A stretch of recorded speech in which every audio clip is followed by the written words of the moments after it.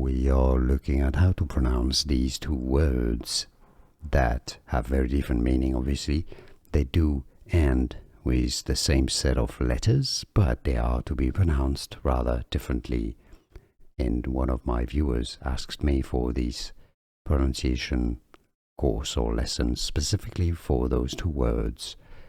So let's get through. Drought is your top word here. Drought, out, just like out, drought.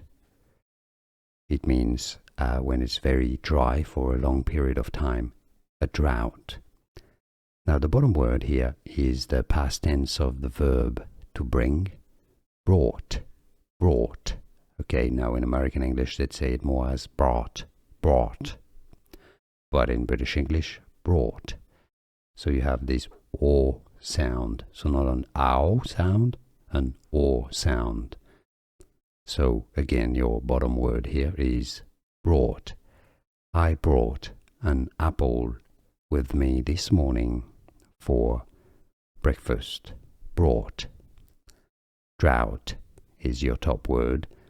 The drought caused by the lack of rain is significant.